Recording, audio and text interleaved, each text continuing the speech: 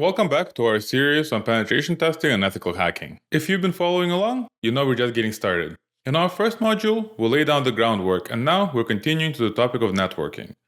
Today, we'll take a closer look at the basics, emphasizing networking role in ethical hacking. Whether you're new to networking or perhaps know a bit about it, let's explore the fundamentals without getting too technical. Networking at its core is a practice of connecting computers and devices to share resources and information.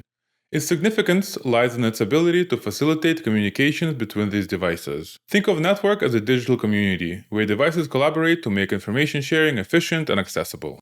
When we say networking, we mean devices talking to each other. It's not about the complicated stuff. It's about making sure that your computer can chat with your friend's, for example, tablet. In the world of networking, we use routers, switches, and other devices to make this communication smooth and possible. Think of them as digital traffic directors, ensuring that data goes to the right place. Imagine you and your laptop checking out a website from another country. First, your laptop talks to your home router, like a guide for your internet stuff.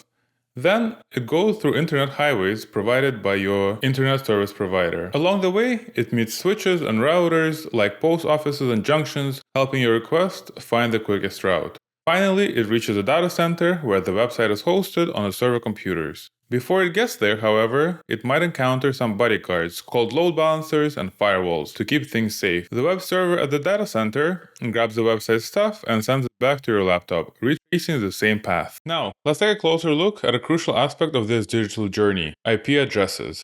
IP addresses are like the phone numbers or home addresses of network devices, making sure each one can be reached and identified. In our digital journey example, their role is to guide your data through the various stops, ensuring it reaches the right destination, whether it's a server hosting website or your friend's next to your computer. Now, there are two main types of IP addresses: IPv4 and IPv6. IPv4 is the original and older version, and IPv6 is the newer, more advanced model. IPv4 employs a 32-bit address scheme, expressed as 4 sets of numbers separated by dots.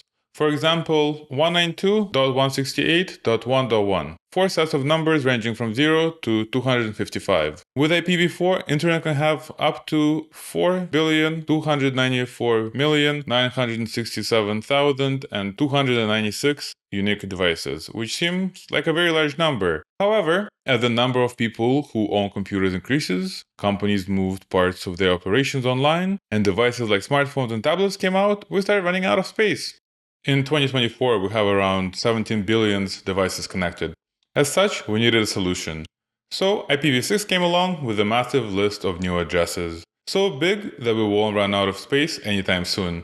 IPv6 uses 128-bit address scheme. You can see the example on the screen, expressed in hexadecimal alphanumeric characters. It might look a bit complicated, but each part serves a specific purpose.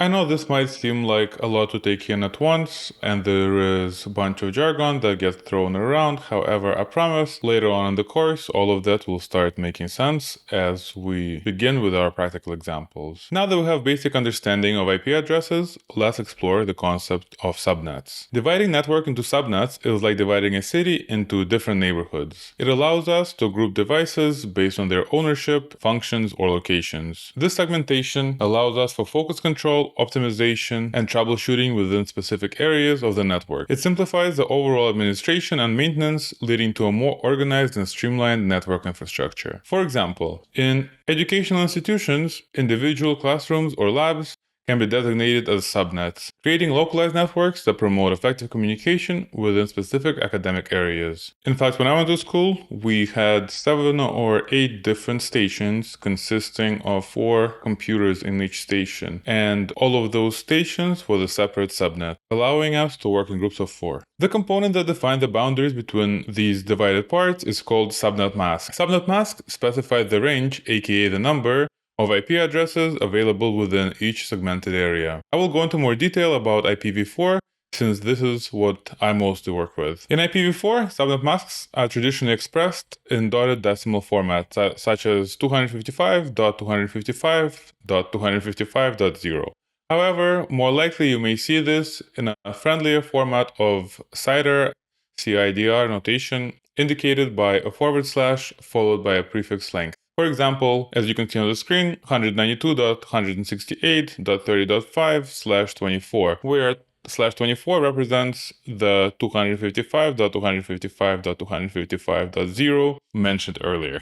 IPv4 subnet masks 32 bits long and consists of binary string of consecutive ones and zeros, and the formula for calculating the number of IPs in a subnet is 2 to the power of 33 minus the prefix length. Therefore, for the above /24 subnet, the formula would be as follows. 2 to the power of 32 minus 24 equals 2 to the power of 8, which equals to 256 IPs, which then technically means that there can be 256 different devices in that subnet. However, that is not entirely true because some of the IPs are reserved for network purposes. You can find more information in the link below. You may be asking, well, how do devices in different subnets communicate with each other? In a network with multiple subnets, traffic flows between subnets through a routing mechanism. Routers direct traffic between different subnets by making decisions about where to send data packets based on the destination IP address. They use routing tables to determine the most effective path for data to reach its destination. Routers operate on the network layer of the OSI model. We will cover OSI model in the next video. There are numerous protocols that can be used for routing. For example, RIP, OSPF, or BGP, to name a few. Within the same subnet, however, traditionally communications were established using another network device called switch. Switches operate on the data link layer, layer 2 of the OSI model. They are used to connect devices within a local area network. Switches forward data between devices with the same network based on MAC addresses. MAC address is the physical address of the device and it does not typically change, unlike the IP address, which can change at times. Switches use ARP protocol to map MAC address to IP address.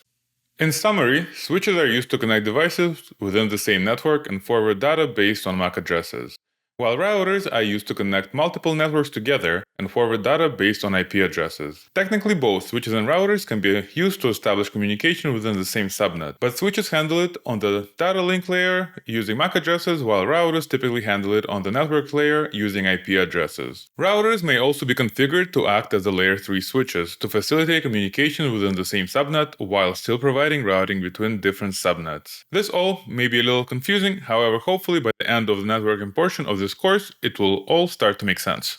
A penetration tester's proficiency in networking is paramount for conducting thorough and effective security assessments. This expertise allows them to identify potential entry points and vulnerabilities within a system, simulate real-world cyber threats, and strategically exploit weaknesses to assess the system's resilience. Knowledge of networking protocols, communication pathways, and security measures is essential for navigating through a system's defenses and evaluating the effectiveness of components such as firewalls and intrusion detection systems. Now, let's do a quick demo. In this demo, let's visualize how IP addresses and subnets work in a networked environment using simple diagram. Consider a network with an IP address range of 192.168.1.0/22, which implies a subnet mask of 255.255.252.0.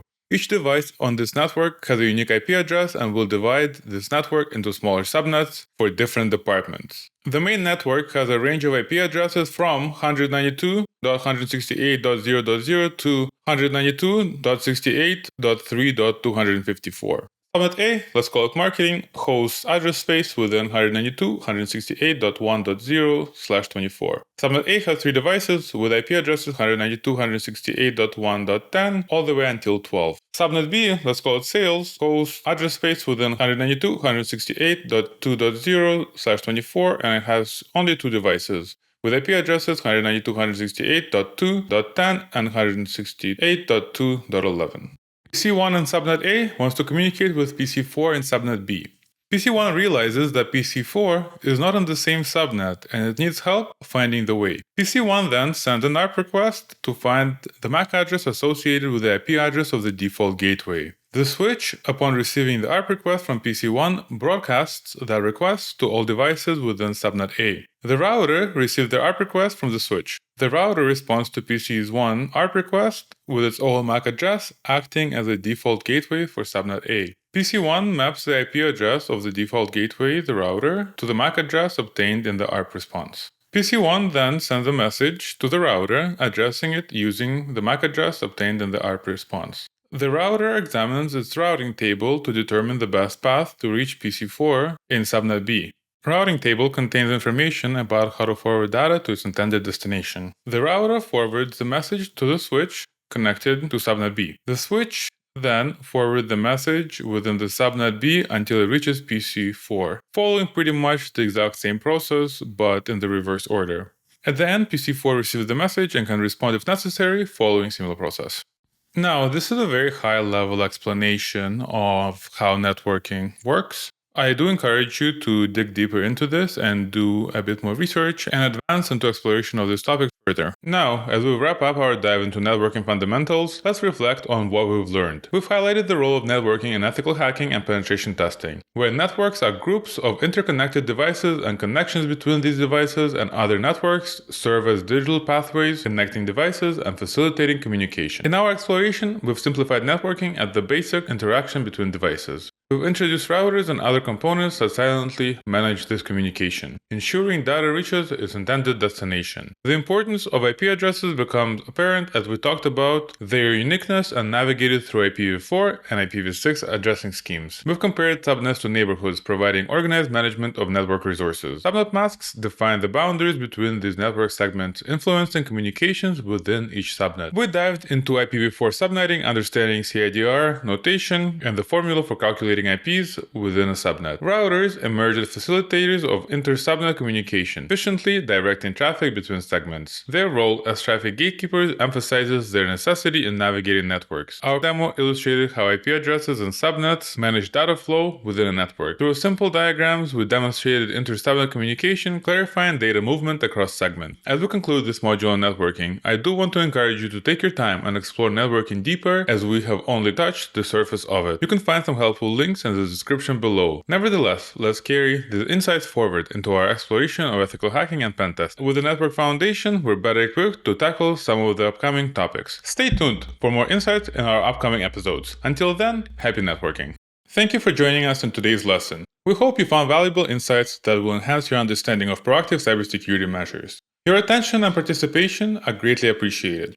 To stay updated on the latest content and insights in ethical hacking and cybersecurity, don't forget to like, share, and subscribe to our channel. Your support helps us continue providing informative content to our community.